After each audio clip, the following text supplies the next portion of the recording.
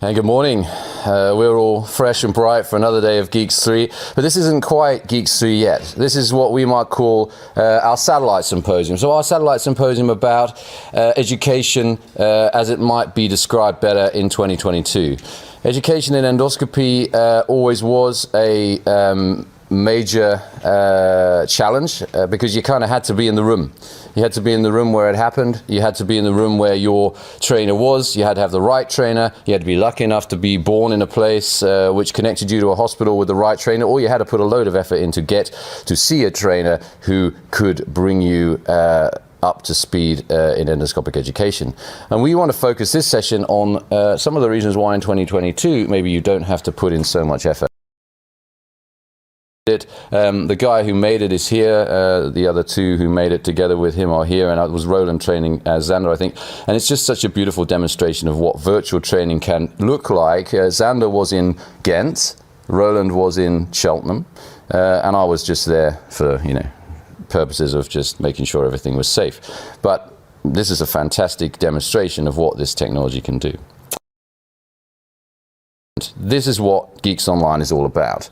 So you see here on the left, and Roland once said to me, "Oh, David, that's overlying the video." And I thought, "Oh, yeah, you're right, that's overlying the video."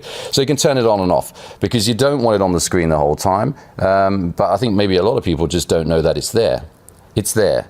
And the reason it's there is because this is the whole basis of GIEQs Online. It's how do you deconstruct these techniques? How do you make it clear to somebody? How do you become consciously competent? How do you train, right, John? And this is the basis of how you train, is being able to break a procedure down into its constituent parts. Yeah, I have to say, when I was training, if I had this website, it would have been a godsend, which is one of the reasons we've evolved. And it's the way I see it as a trainer, is that it's got key elements. So as David's already alluded to, there's knowledge. There's knowledge with the supporting evidence. And I remember as I was developing as a gastroenterologist and being trained, spending time in the library. We didn't have online. It was very clunky. Now, with the click of a mouse, you can find everything you ever need to know about a subject and the references to go with it. It really is a gimme for trainees.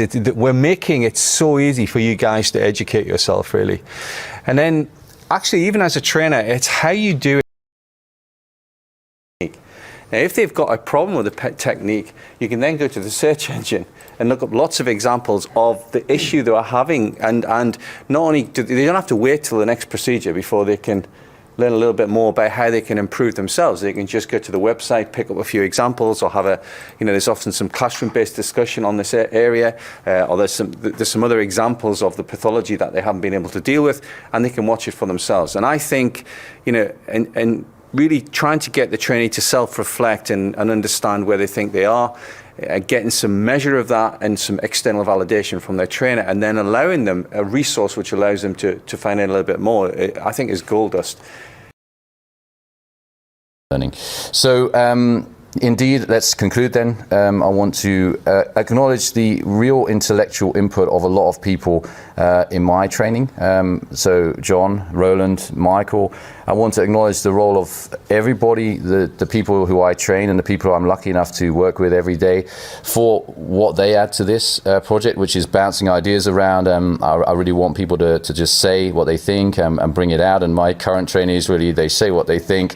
They tell me if something's good, they tell me if something's bad, and that really goes towards this. And we want you as well at home to start doing that. So just tell us something's good, something's bad, we want more of that, we want less of this, because we're always making new content, both in the UK and in Belgium at the moment. So just tell us, and we will add it to the site. All right, thank you so much, guys, for joining this session, and we better wrap up so we can start GIEQs 3 proper. Thank you very much.